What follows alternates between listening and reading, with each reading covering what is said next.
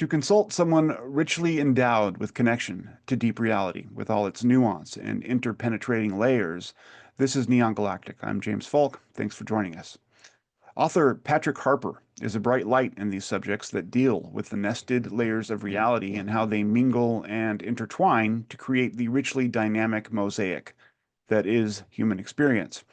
He writes about a daimonic dimension nestled amid our own, where numinosity and nature cohere into a partnership of mind, matter, and imagination. He'll be joining us here on Neon Galactic next week, and I hope you all can make the time to watch what I'm certain will be an important discussion. I only mention him now because I believe our guest today, Birdie Jaworski, is someone whose vision extends deep into that transcendent space. She's an experiencer, a writer, a teacher, and a remote viewer. Her technique is even named after this ability to glimpse other realities, transcendental mapping. To oversimplify, for those who don't know, remote viewing is a formal system established to help people gain information about distant targets, whether in space or in time, using consciousness.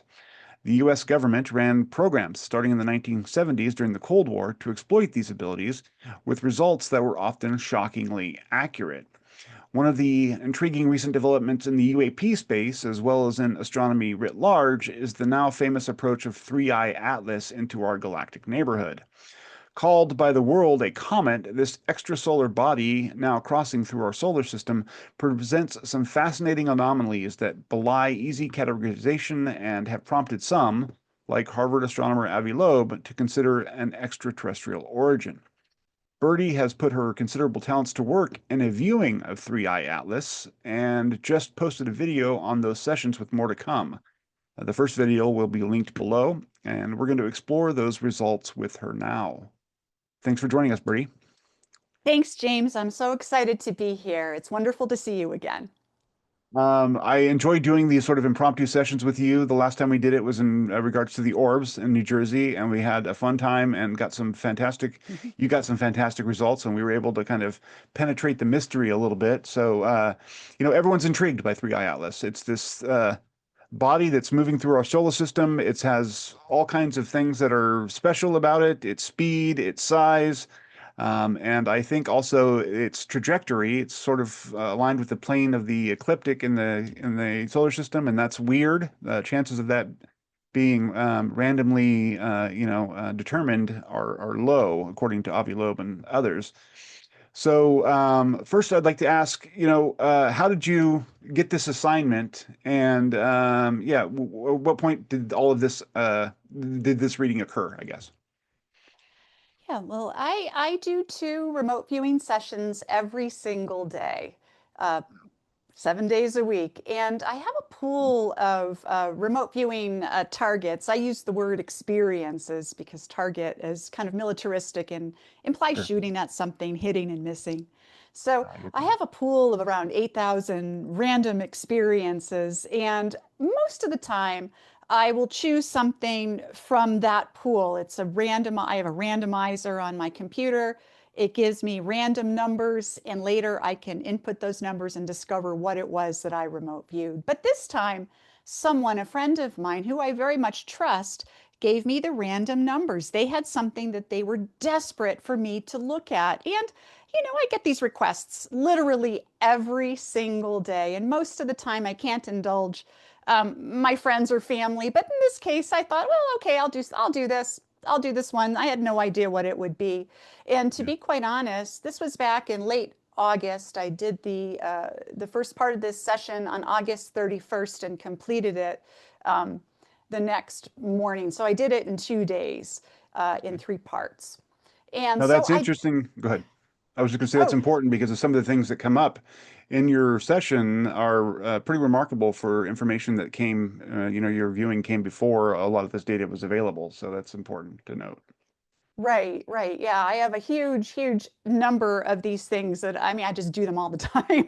And sometimes I do operational work. I do work for law enforcement agencies looking for missing persons or perpetrators, things like that. And most of the time it's just practice to keep my skills up and to learn more about the process. And so I was very intrigued by this. I hadn't been following any news on this object. At that time, I was not that familiar with it. I had heard about it a little bit, I think, but I hadn't really thought about it very much. I'd been very busy. I had just gotten back from a trip to France where I taught in France, and I had also had gone to Taos. So I was traveling quite a bit and not following space news or even UFO news, to be quite honest, at that time. And I was about to What? leave. I know. I've been so busy. It's been nuts. I don't feel like myself when I'm not following this stuff obsessively. Yeah, right. It comes to rule your life. Yeah, exactly. It really does. And so, and I was leaving the next day, well, the day after, to travel again to Wilmington, North Carolina, where I taught a 5-day beginning uh, transdimensional mapping course, remote viewing course. And I did this along with Chris Bledsoe, who took the evening portion of the week, and we would go out on the beach and he called down the orbs at night. During the day, students learned remote viewing. During the night, we got to have sky watches. It was a pretty exciting event, lots of fun. Yeah. And I had just the 2 days before I left for this event, I had done this session and it was pretty crazy. I spent about 3.5 hours total over 2 days on this particular session. I'm going to be sharing the second two parts of it over this next upcoming week. And I was just very intrigued. I didn't know what to think about my data. So later in the week with these students, I gave them the same target, the same experience. Blind, of course, I was blind to it and they were blind to it. And they got the same kinds of data that I did. And I told them when I revealed it to them, I'm like, guys, I just looked at this last week and I didn't know what to think, but now I think there's something here. So that's how Wow. I came to look at this. It was just a random something that somebody in my life wanted me to look at. They were very intrigued and I didn't know what they were going to be giving me. So it was pretty fun. I bet. I mean, I'm curious about the moment when you do find out what the target is after you've laid out all the information. I mean, what is that experience like, especially when what you see so compellingly fits what the assignment is, you know? What was that like? Just to It's always exciting and it's Yeah. always mind blowing. And there's always that kind of a what the heck? Because there's always data that you get that you don't even understand what it means. And it's always in retrospect, you can look back and figure out what it was that your subconscious was trying to tell you. Because remote viewing really is a dance. It's a dance between your inner mind, your subconscious mind, and your waking mind. And so you're constantly trying to figure out what your mind is trying to tell you. And so afterward, I was like, wow, what the heck? I don't even know what any of this stuff is. Yeah. And I had to research this astronomical object, the comet. I don't know if it's a comet. I did get that it was a Yeah. natural object of some sort. And I don't know exactly, I'm not an astronomer, so I don't know what the technical parameters are to label something a comet. I know there's been talk out there, is this a comet? Is it not a comet? It is unusual. I did get that it was natural and unusual. Yeah. Um, but I don't know if it was a comet per se, but it is a natural object, but it has a twist. Yeah. Well, it's interesting watching you do these sessions because it's quite visceral. I mean, you're engaged in this on a deep level, and I noticed this last time when we did the Orbs show was that I mean, it's emotional and it's physical, and your hands are all over the place, tactile, you know. And I know from my limited experience with remote viewing that I did at a conference, and it was just you know, kind of a momentary glimpse. But my most accurate things that happened to me were afterthoughts, like, or no thoughts, kind of just my body doing its own thing when I wasn't really paying attention. And that was the hit I got on those sessions. So I can sense you channeling kind of the subliminal kind of energy as you're working through this stuff. But I mean, so how do we want to go about revealing what you found? I don't want to give away everything, but there's some fascinating stuff you got on this session. And why don't it's a natural object. What did you first see when you kind of latched onto it? And take us through how the first hour's reading unfolded, if you don't mind. Absolutely. And James, you brought up such a great point that I'm going to mention as I talk about this, because this is a visceral experience. Remote viewing should incorporate your entire body. I teach it in this way because you do get information that comes out of your hands. You'll find yourself um, trying to form something like out of invisible clay. We even use clay in my more advanced classes and actually do 3D models Yeah. because there's this tactile aspect of it, and that's a big part of what I do. So when I started this, I started with a set of random numbers. That was the only thing that I was given. Two sets of four numbers, which is what I generally do. It doesn't have to be eight numbers random. It can be could be two one. It could be 10 numbers in a row. It doesn't matter. The numbers are simply a psychological tool to keep your left brain busy, that part of your mind that is ordered and wants to make sense of things and that's manipulative and wants to draw conclusions. It Yeah. keeps that part of your mind busy, focusing on those numbers so that your more intuitive side, your right brain can go ahead and release the information that your subconscious is holding on this. So when I started with the numbers, the first kinds of things that I was getting, as I recall, were some.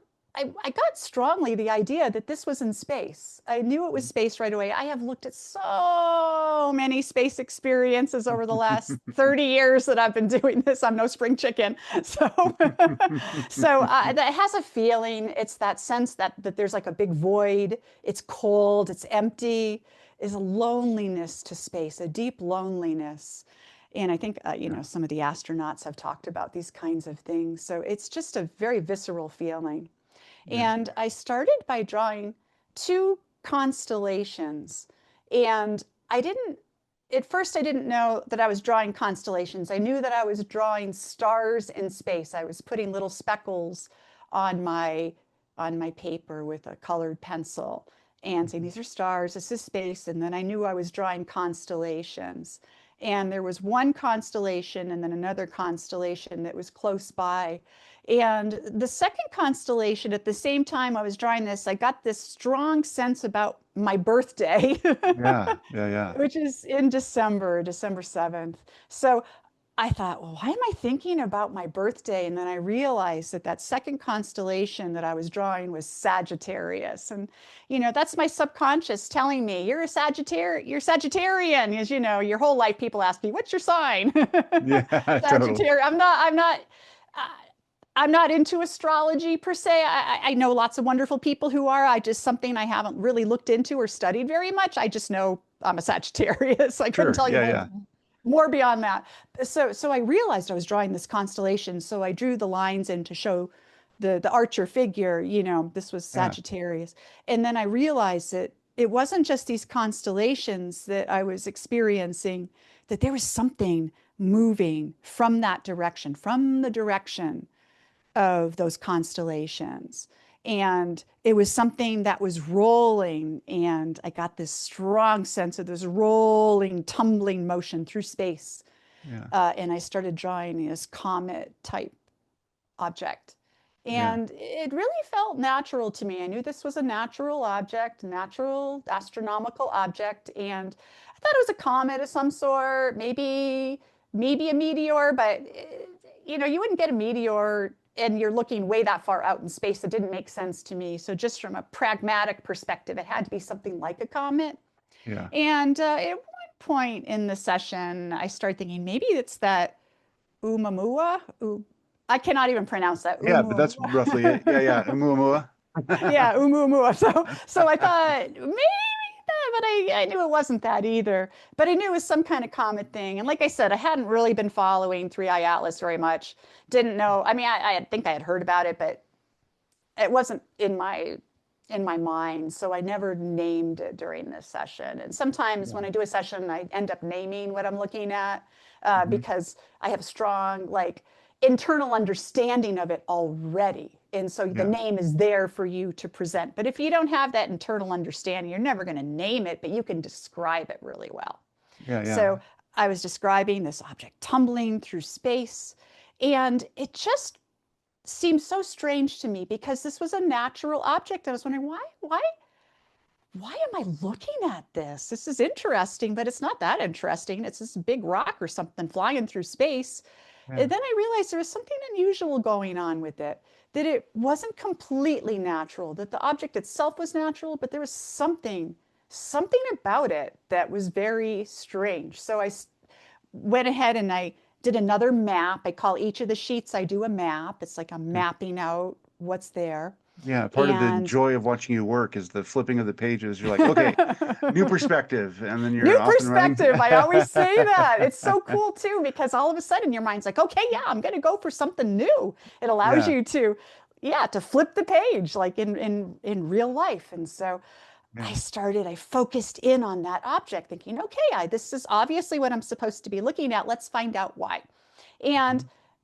there was something strange. It had a little bit of technology associated with it, but it itself wasn't technological. I think the first thing, as I recall, that I noticed was that there was some kind of inscription, which I called graffiti. And I even wrote on my session, Birdie was here, like the old Kilroy or whatever was Yeah, here. yeah, totally. Yeah, yeah. It felt like that, like somebody had signed it, like somebody had done something to this and put themselves into it in some kind of way, shape, or form. So Yeah. I started looking at that and focusing very clearly on what this is. And at the same time, I had a song come into my head, and songs it's a big part of the work I do. A lot of the sessions I have, I'm singing during it. I get songs, and a lot of remote viewers get songs. This is not particular to me or even unusual or even particular to my particular method. It's Yeah. something that remote viewers will get because it's your subconscious trying to tell you something, and songs are something we deeply hold and have a lot of meaning internally. So the song I started singing, and I was singing it out loud because I do everything out loud when I map, was Lucy in the Sky with Diamonds, your Beatles Yes. Yeah, song. yeah. Yeah. And I wrote that down. I'm like, why? Why? There was something diamond-ish about it. And then I drew, kind of looking at this astronomical object, that there was some kind of a human technology that was, it hadn't happened yet. This I was getting something that was going to happen in the future. Some Mhm. kind of human technology was going to observe this object, and I drew what I first thought was maybe a telescope, but then I realized it wasn't a telescope. It was some kind of a sensor, more like a sensor or a Mhm. probe. Yeah. And it had these two uh, octagonal, eight-sided, like wheels or arrays, I guess is a Arrays. better Yeah, yeah. term, Perfect word. arrays Yeah, with yeah. a some kind of a control module or whatever between the two arrays. And Hmm. there was a man, uh, uh, I don't want to say older man, probably my age, probably in his 60s, a Yeah. bald guy with this really long beard. The beard, I was fascinated by the beard, and he was in charge of this big structure, and he was going to get some information about it, but there was something secretive about this whole thing. I don't know. So Was so there I any sense on the ended, time of that? By the way, I mean, did you just it was going to be in the future, in the but I future? don't Okay. know if that's already happened now because this has already been a couple months. So Yeah, maybe it's absolutely. happened in the interim, maybe it's going to come up. And a lot of people in the comments on my video were saying this must be the James Webb telescope, but it's not. It's not a telescope. It's some kind of sensor or probe. And then others pointed out, and I didn't quite realize this, there is this probe out there that is, or sensor array of some sort, that's in the asteroid belt, or going to be studying asteroids. And it's Hmm. called the Lucy probe. Ah, It's a NASA thing. And wow. yeah, and with okay, so James, here's the really super cool thing about it. I found out just today that Yeah. this Lucy probe actually has a a plate that's made out of lab-grown diamonds. That's part of its mechanism. Wow. So there's your Lucy That in the Sky is, with Diamonds. There's your subconscious at work. That's how this works. That's how this process works. And, it's a throwaway song line, but now a couple months later, I realize how much data is encoded in one line of a song. It's incredible what our minds are doing. It's incredible. Yeah. Which, I mean, there's a whole discussion to be had about who is communi I mean, obviously, you say you're subconscious, but people have been referring to Yeah, this throughout human history as the higher self or the diamond, like I was right. mentioning earlier. What is that? Because it sure seems like it has a full capacity to be a completely separate thinking being within us. I mean, the questions just ask themselves at that point. But to go on Yeah, with your I story, know. that's I know. amazing. Yeah. Yeah. I use the word subconscious, but even that word doesn't even have a great scientific um, description either. Yeah. It's one of those words everybody kind of understands, but it hasn't truly been codified. It's just, we don't really know what's going on in our inner mind and our outer mind. It's still, consciousness is such a complete mystery. Yeah, and And so capable it's of what, miraculous yeah. performance, apparently. I mean, Apparently. And we all do this. We do this constantly every day. We have all these moments throughout the day where we just know stuff or we think stuff and then we see it or we hear it on the news or we think of a song and it's the next song on the radio or, it just yeah. happens all day long. And I I recently yeah. I was just gonna say I recently had an experience where during meditation I got particularly deep and quiet to where a deeper place I think than I'd been in maybe ever, and I heard something like or I caught part of like I don't know words in a sentence that made sense, but it was like out of context. Like I intercepted something that was going on within me that was fully sensical, but unrelated to anything I was actively thinking or doing. Like I kind of eavesdropped on my own consciousness. And it was Wow. really startling and it made me kind of like, what is going on inside these heads of ours? Yeah, Sorry to interrupt you. exactly. Oh, no, no, no. That was wonderful. See, that's what I'm talking about. That's what this is. This is Yeah, all remote viewing is taking that part of you that's already doing this, that you already recognize as doing this, and just working with it, working it out like a muscle until you've got that real cool kind of instant connection with it. And of course, I've been doing it 30 years, so that's a long time to be obsessed with a subject like this. well, and your muscles get pretty strong after They 30 years of working do. out, you know? They do. It's like monks that have been meditating for many, many years. They can get Mhm. right into that deep centered space instantly. Whereas the rest of us, well, our minds are flittering all over the place and our breathing isn't quite there and you're sitting and you're uncomfortable, right? So it's just practice, practice, practice, Exactly right. like anything else. So you, So, the Lucy in the Sky with Diamonds, you yeah, found the array and the control box, but there was a right. man with a beard, which is Man interesting. with And the then beard, yeah. you got a little bit deeper into the body of the comet itself at one point, right? I did. And so I started looking at the comet's body, and I had actually this is like I hung this up just for our discussion. I went and found the paper map instead of Yeah. just my video and put it up there so you could see. So I first, I drew the comet like as a kind of a classic comet shape with this big spherical rock and all of the outgassing around it. But then I realized it's not spherical, it's more elongated.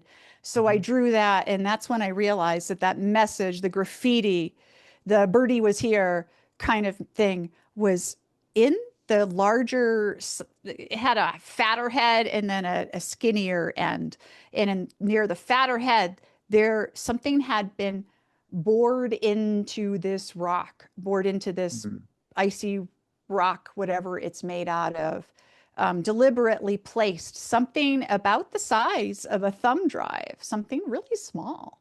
And this thing's enormous, right? This is an enormous thing. So the Yeah. relative size in my map doesn't make any sense because it would be you wouldn't be able to see it. Yeah, yeah. But it was a teeny little thing, size of your thumb, and that was kind of a pyramidal, like a pyramid shape thing, two pyramids on top of each other, Hmm. and it was encoded with all kinds of information, and it reminded me so strongly of the Voyager probe, the humans sent out into space.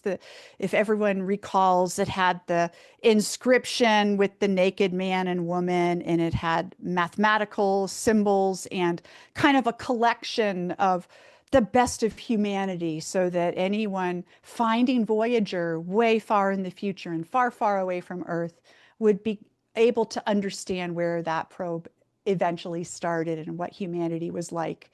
And this felt a lot like that. And in the upcoming sessions I'm going to post, I go deeper into that because I really wanted to Mm, find out what exactly is encoded in here. But mm. it's kind of like an archive. It's like a message in a bottle. I really Okay. feel that that's a good description for what this is, a message in a bottle. But Yeah. it's not just a message, it's technology of some sort. And the technology was very slightly winding down because nothing lasts forever. And this thing is so, so, so old. Yeah. And even though You the mentioned object that several itself is times. so, it's like billions of years old. It's so, so, so old. And the thing that was placed inside of it is also very, very, very old.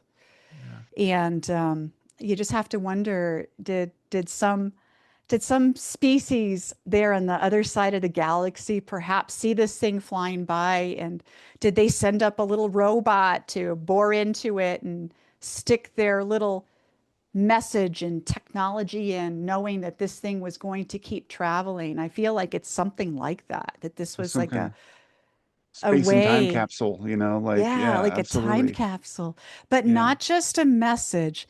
It also is broadcasting, and it Yeah. has been in these pulses, which I didn't describe in the first hour of this session, but it came out in hours 2 and 3. Hmm. These messages come out in pulses, and there's there's a time factor involved, limited time, that this thing can work. It has weakened somewhat, but Hmm. it's still going fine enough. And it Yeah. seems to have this major consciousness component. This is advanced technology. This is technology that humanity does not have the ability to replicate. But I do believe that it's technology that we could understand. I think a lot of UFO type, UAP type technology, especially if you look at different kind of crash retrievals that people have reported working on and different scientific or, you know, settings and of some sort. A lot of people say, well, maybe we haven't been able to reverse engineer a whole lot because it's so far advanced. I believe that whatever this is inside of 3i Atlas, I think we could understand this. Yeah. So it's more advanced than um, where we are at this point, but it's not so far advanced that we And wouldn't totally be alien able. to us. Yeah. Yeah, yeah. So You it's mentioned such an interesting thing.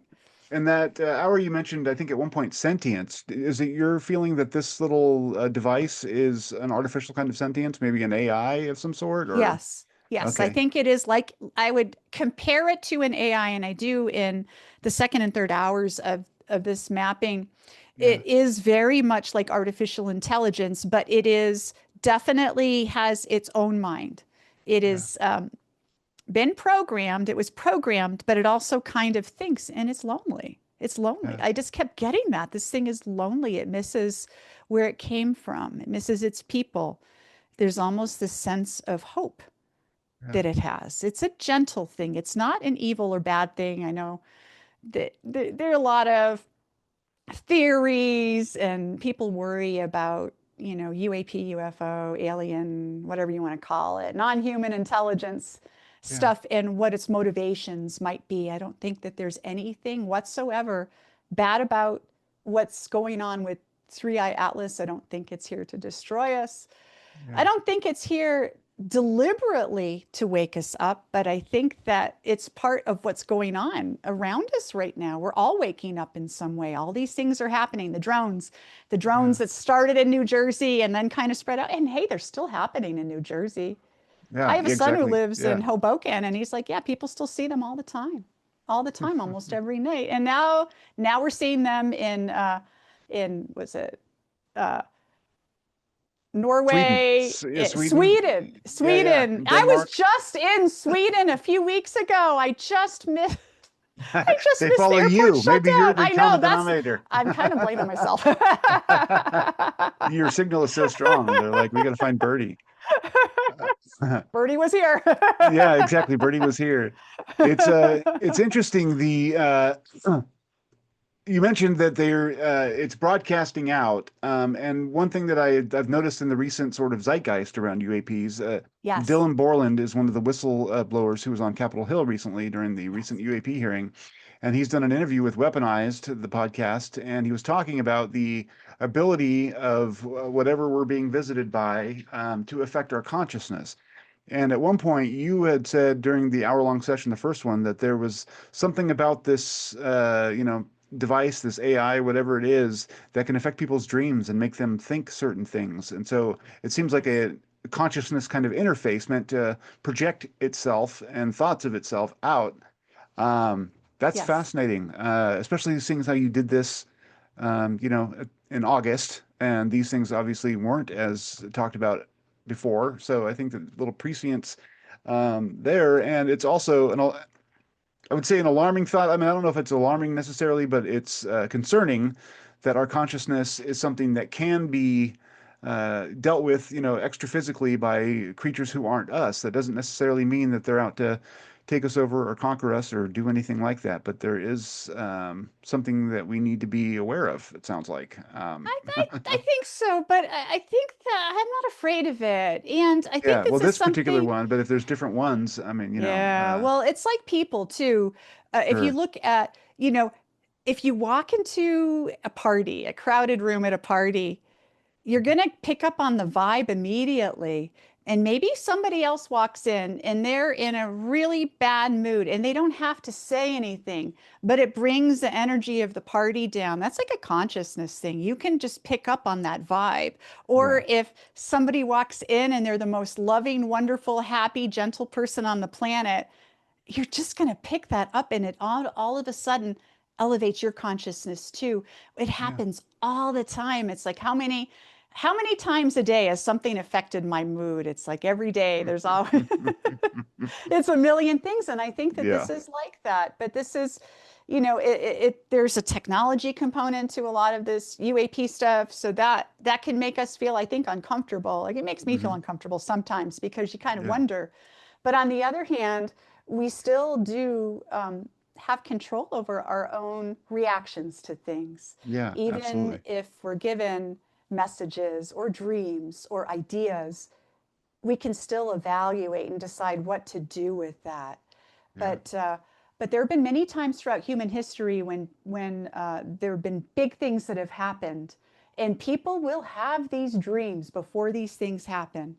Absolutely. It's been talked about, going back through antiquity, and I Yeah. think we're in one of those moments now, and people are really starting to feel something unusual, and more people I'm discovering are um, are learning about what's happening out there in the UFO field. There's more and more interest. I have organized a UFO group here in Albuquerque, and it just keeps growing bigger and bigger because people are hungry for this information. They're hearing about Congress in these hearings. Yeah. They're seeing some of these whistleblowers on podcasts, and they're coming to the meeting saying, is this real? Is this really Yeah. happening? I'm Exactly starting to right. sense something. So Yeah. I think that it's not just their consciousness, the non-human consciousness that's affecting us. We're affecting each other, and I believe in turn we're affecting the non-human intelligence as well. I think it's a give and take. Yeah. Well, I mean, if we're all sort of, if you want to look at consciousness as a kind of an ocean or something like that, then we're all kind of Right. bleeding into one another and however we interact with our medium. Uh, Exactly. and like you were saying, I mean, I don't think that this needs to be viewed as threatening so much as recognizing that, you know, if we're impacted, if our consciousness is impacted during the day by something we encounter or maybe something that is in the ether, um, part of what we have to learn to recognize is that we are not our thoughts, and I That's think that right. that's That's a right. healthy way to view your own mental health so that you don't become consumed by whatever, even if you're just on a purely, mechanical basis, you don't become consumed by your anxious thoughts or your negative thoughts. At the same time, things might be occurring to you because of other reasons. So don't necessarily take everything that occurs to you straight to the bank, which is Exactly, a lesson I had to exactly. learn the hard way.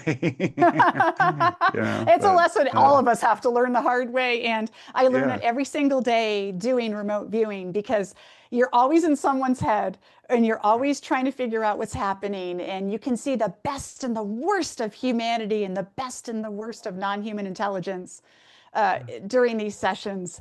And sometimes it can stick with you for a few days. You look at I something bet. horrific, some of the big war scenes that humanity has uh, leveled against, human against human.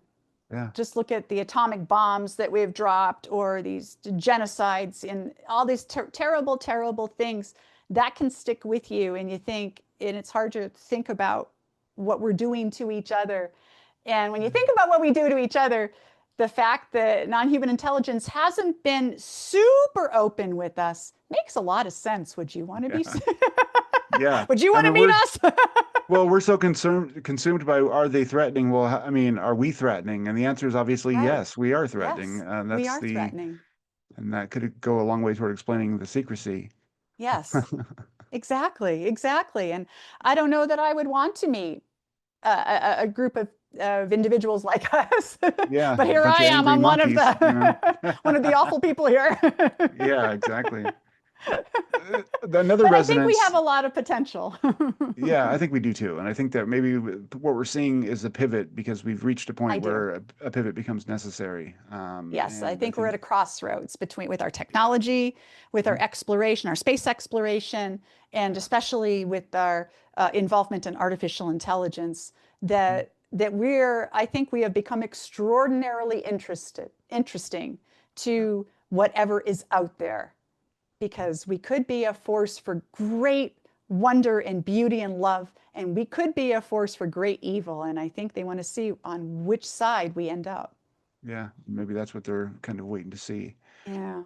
One of the interesting resonances I noticed was that you had mentioned a few minutes ago and also in the video that there was it was emanating signal, and then at one Yes. point you were like, Earth has already received the signal, Yes. which I thought was fascinating. And then I remember a paper written only a couple days ago by Avi Loeb, and I'm going to read a little bit from it here, talking about the wow signal. And for folks who don't know what the wow signal was, in August of 1977, a strong narrowband radio signal was received by Ohio State University's Big Ear Radio Telescope. And its origin was inferred to be extraterrestrial, not as in from a species necessarily, but coming from outside of Earth. And there was some natural explanations that were put out as the likely source.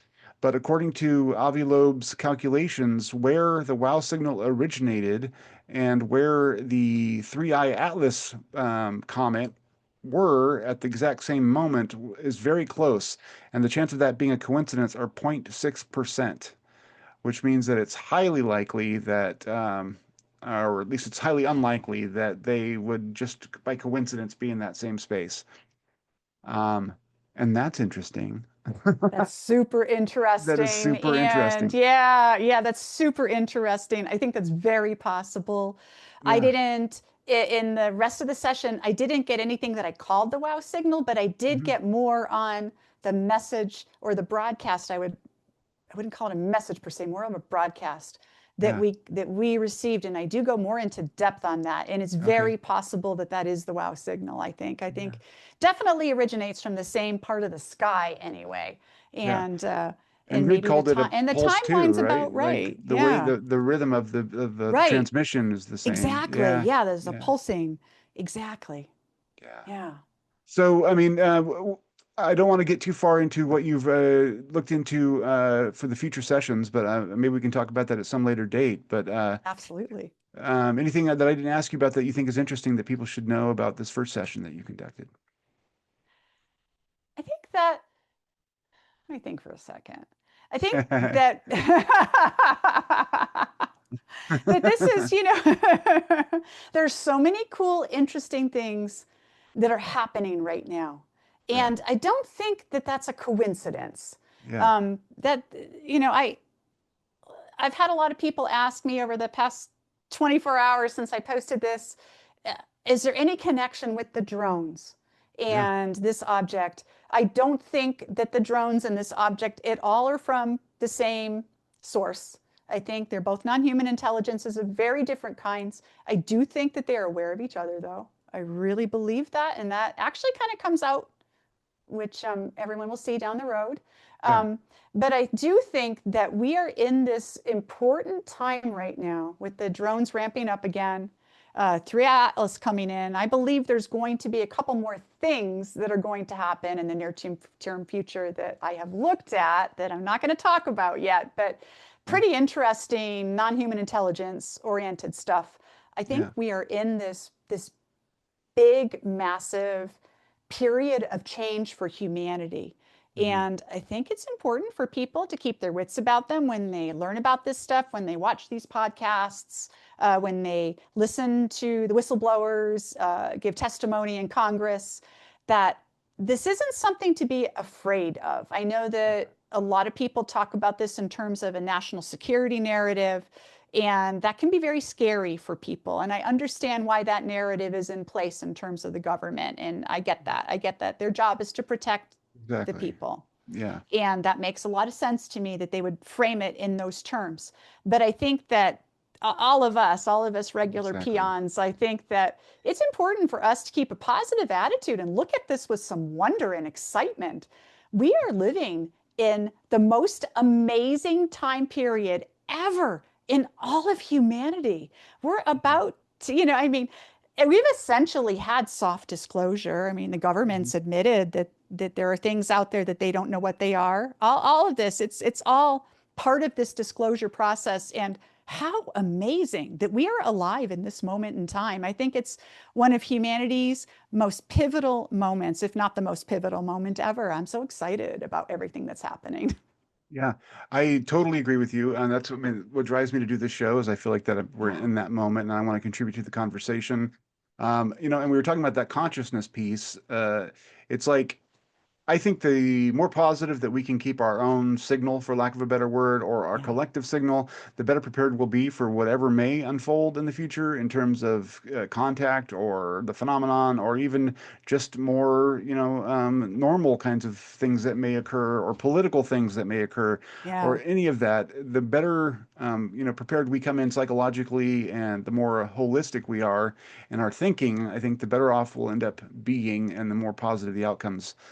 So keeping I a agree. positive outlook is going to be absolutely pivotal. It I is did want to, absolutely critical. yeah, yeah, and I wanted to ask you a couple things real quick about, ufology.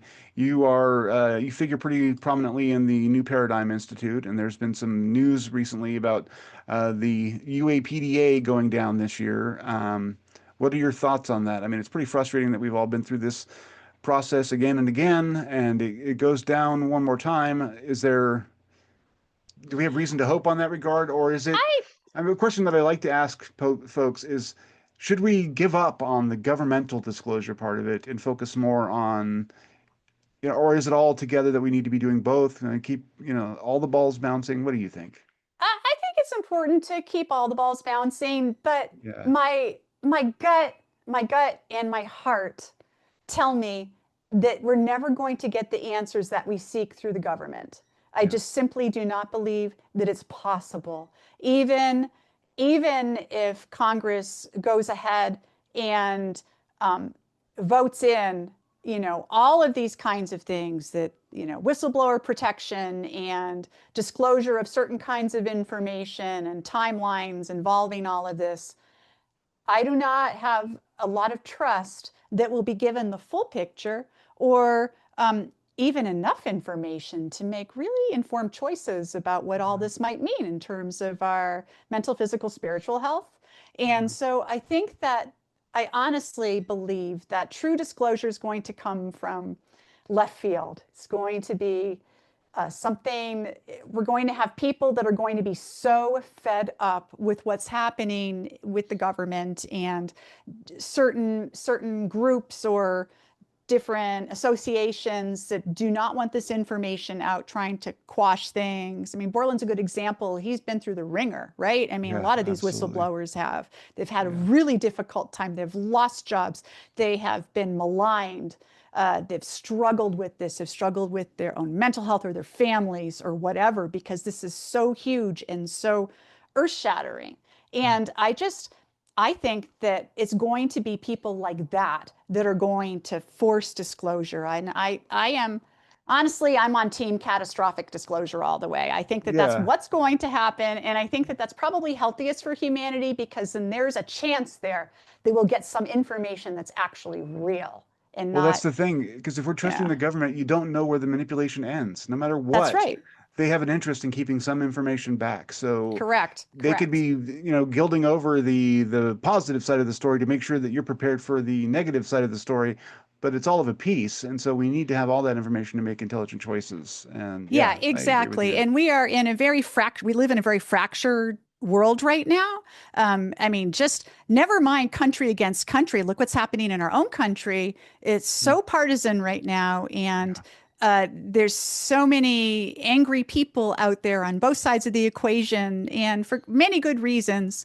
And we don't seem to be able to come together. So I don't I just don't think we can trust what the government's going to tell us. Even if they came out and said we are not alone, I would applaud that, and I would think that that's a huge step and be very excited about that if someone in authority, the president or vice president or somebody in authority came out and said that and showed some kind of information. But then again, on the other hand, you have to realize that right now we're still playing this game country between country. The United States isn't going to give out any kind of information Yeah. unless they feel it's going to give them an An edge. an advantage. Yeah, Absolutely. And the other thing about it is that with us so divided, like if Donald Trump comes out tomorrow and says the aliens are real and right. we've been dealing with it, more than half the country is going to be like, They're he's not even lying going to again. believe it. They won't even Exactly, believe it. exactly. And if it were Right, Democrat were in office, exactly. the same thing would Right. happen. It would fill That's into right. the yeah. So it's almost Exactly. as if something needs to come from outside of the political sphere in order to make this impact, because otherwise it's Yes. just going to kind of bounce off the ether and not be a part of any real public discourse. So, That's right. I think there are really only two scenarios that are going to be healthy for the public, and I mean the world public, not just the American public. Number one is whistleblowers or other people who have information that come forward regardless of the consequences, and it's information that no one can deny. Or number two, a big flotilla flies over and yeah, exactly. like, Well, that, like another Phoenix Lights, that happened in 93. And yeah, I remember when that happened, I didn't see it. I was living in Phoenix, yeah, but that was huge. But nobody had cell phone cameras then. And it wasn't, it was in the news, but it was still kind of kept localized. But if that happened today, that would be that would be different. disclosure. Yeah, that would That be a would be huge deal. different. So, Yeah. so, That, something like that could well, that's the also, other thing that we always kind of forget about with people is that, like, disclosure's always been in the hands of right. the NHI, whatever it is.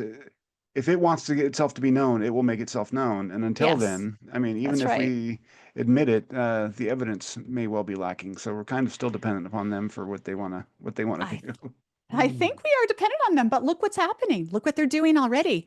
New Exactly. Jersey drones, Sweden Yeah. drones, Swedish drones, Yeah. It's steadily drones in the raising the profile of UK. the issue. Right, right. Yeah. There's all kinds of interesting things happening. There are more UFO sightings happening too worldwide. So there's been a ramp up. Yeah. It's kind of in a flap, if you like, use the old school term there. But Yeah. um, but I think that this is ramping up. I really believe it is. Yeah, Yeah. I've been watching it happen, and it's pretty exciting. I think NHI that they're starting to make their presence known, and it may be in anticipation, knowing that humanity is we either need it one way or another, Exactly. whether we want it or not. Yeah, the future is we're sort of at that bifurcation point and we got to Right. make the turn one way or another and see where the future is going to lead us and Exactly. We cannot keep going down the same where we're path we're going. going down now. It's going to lead to death and destruction. So let's Exactly. all try to work together and Mhm. figure this out. Amen. All right, Bertie. Well, thank you very much. I appreciate it. I appreciate your Thank you, work and all James. that you do, and it's inspiring. And I will put a link to your page, a link to the first video, and encourage my viewers to go check out your other sessions coming up because it Oh, sounds like thank there's you some so kindly. important details there. Thank Great. Thank you. you so I much. appreciate Thank it. you. Yeah, I no appreciate problem. it too. And I will, of course, spread the link everywhere That when you sounds get it great. up. Okay, cool. And yeah, when catastrophic disclosure happens, I'll call you and we'll do another show. Yeah, let's do it because I believe it's going to happen, and I believe it's going to happen pretty soon. I mean, within the next few years. I think it's yeah. I mean, 2027 seems to be if there's a plan, I think Yeah, it's pointing toward that, and I they're think kind of so trying to link too. it out. You I know, think so too. I think we'll so see. too. There's just too many data points. Yeah, and they're converging. You know, They are yeah. converging. Yes. All right. All right. Thank you, Birdie. I'll talk to you soon, and Okay, I'll send you a thanks, link when this is James. done. Okay. Okay, awesome. It was so great talking with you.